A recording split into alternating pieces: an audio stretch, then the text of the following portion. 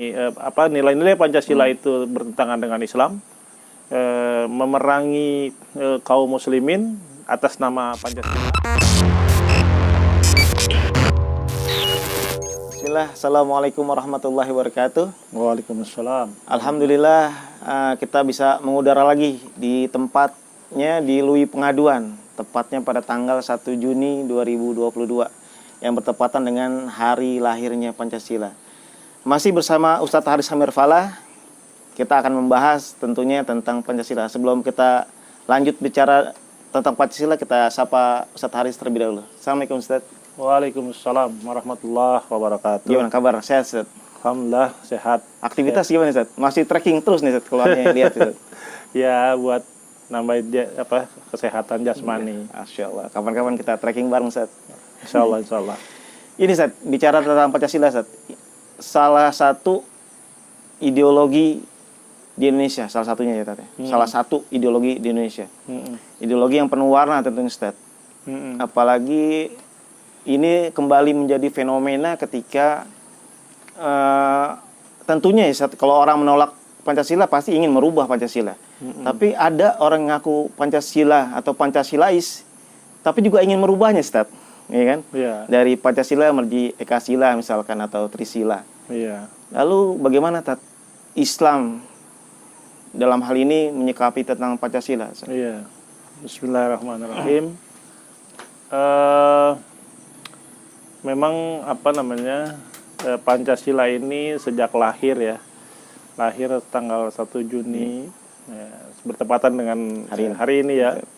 Itu memang tidak sepi dari berbagai rongrongan.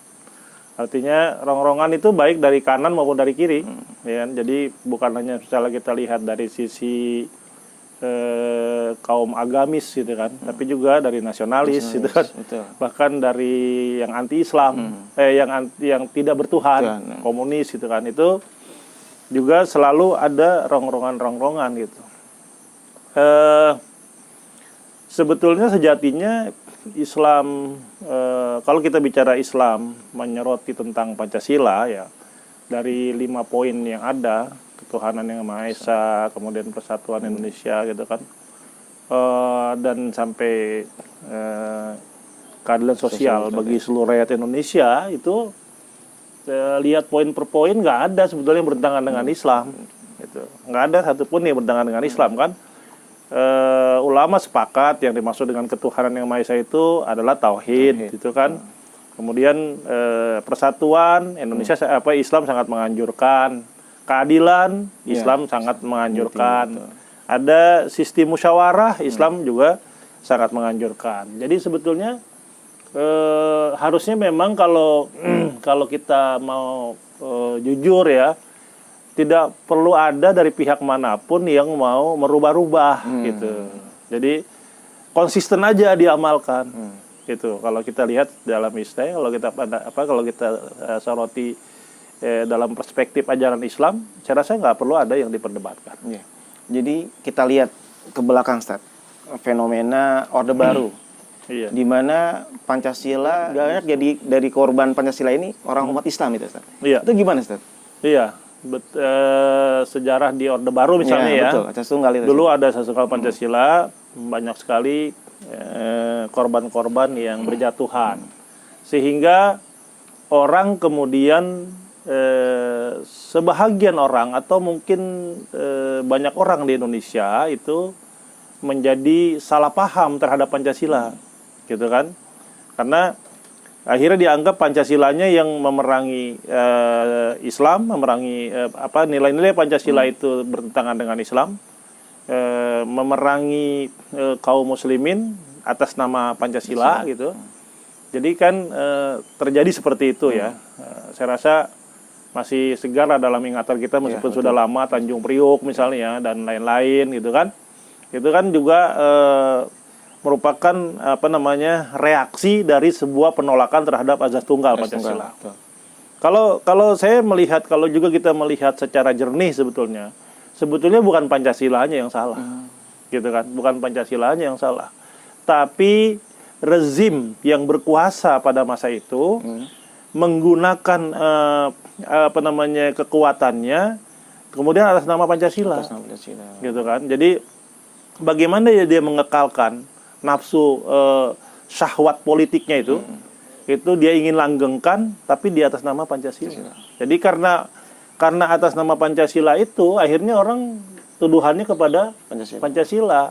Saya rasa sama ketika misalnya ada munculnya kelompok-kelompok ekstrim gitu ya. Kemudian ada aksi teror atas nama agama, atas nama Islam. Akhirnya orang menuduh Islam.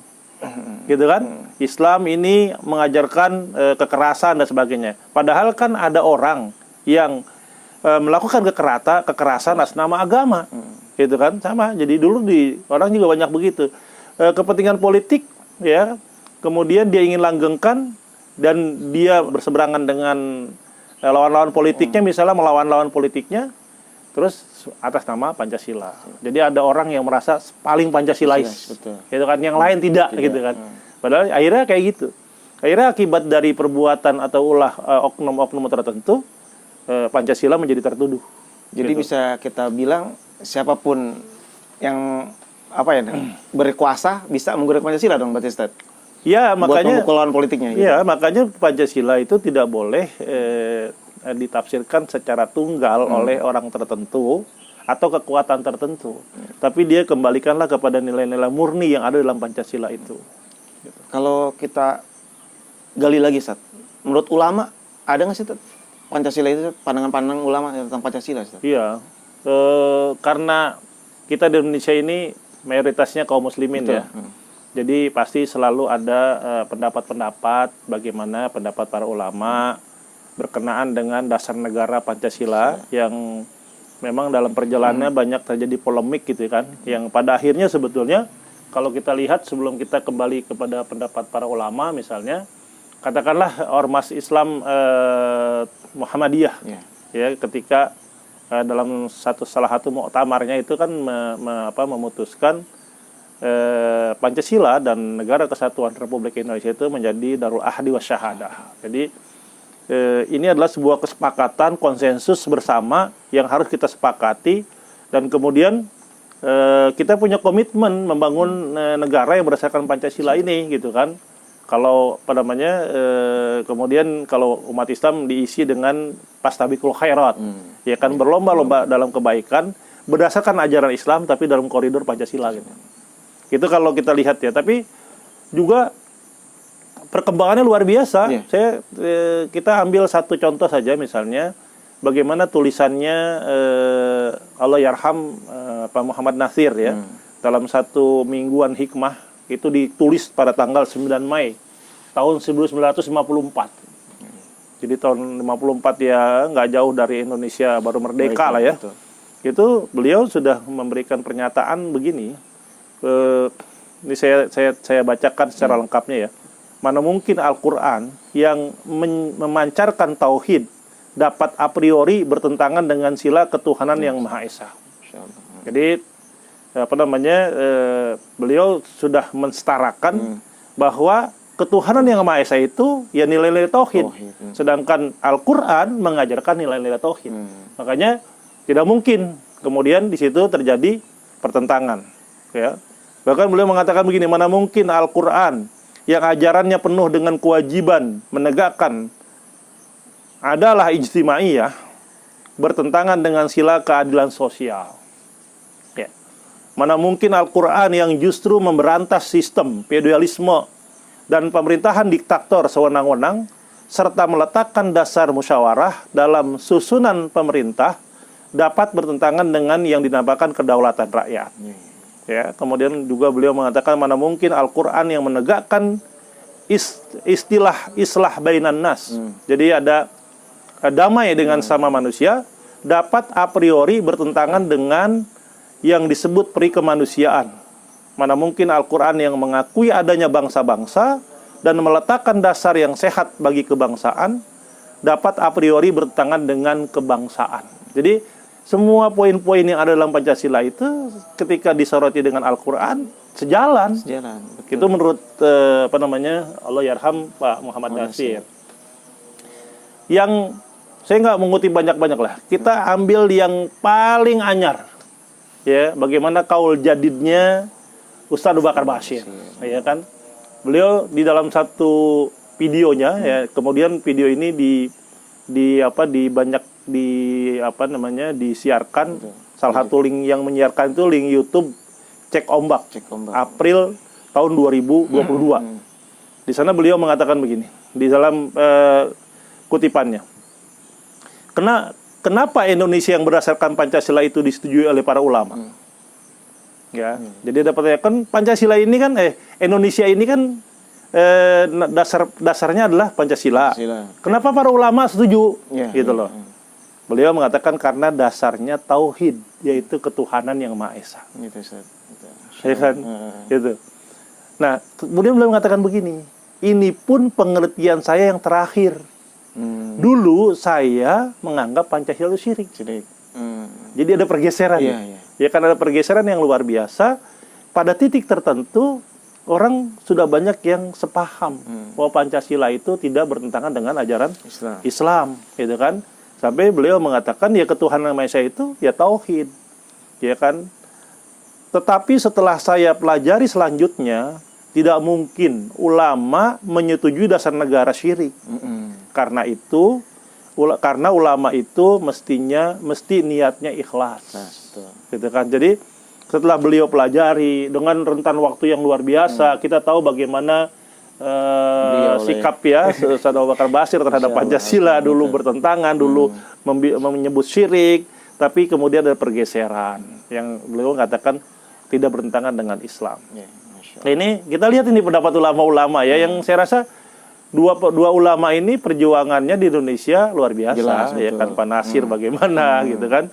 Jadi ya itu yang kita lihat ya. Jadi kalau misalnya belum lagi kita lihat misalnya ratusan mantan radikal ekstrim, baik dari JAT dulunya ya, baik dari JAD, JI, NII, ini kan sudah banyak yang kembali ke pangkuan NKRI yang berdasarkan Pancasila, ya kan? Kemudian belum lama ini 1.000 lebih anggota NII di Sumatera Barat berikrar kembali kepada pangkuan NKRI yang berdasarkan Pancasila. 300 anggota JI di Lampung juga ikrar ya setia kepada NKRI dan Pancasila.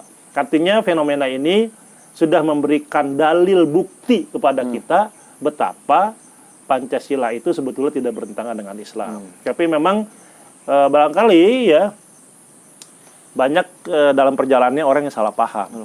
Ya kan, salah paham terhadap Pancasila, atau kemudian Pancasila digunakan oleh orang-orang tertentu sehingga Pancasila menjadi tertuduh, gitu kan itu. Ya, jadi kalau kita lihat sekarang gini, kalau sudah kita tahu bahwa Pancasila itu tidak bertentangan dengan Islam yang menjadi dasar negara, terus atas dasar apa kemudian ada orang yang ingin memusuhi negara yang berdasarkan tauhid, gitu kan? Mestinya kan nggak perlu lagi memusuhi negara kan? Mestinya fenomena seperti itu masih banyak kan. Mestinya kan sekarang kita membangun bersama-sama, ya kan?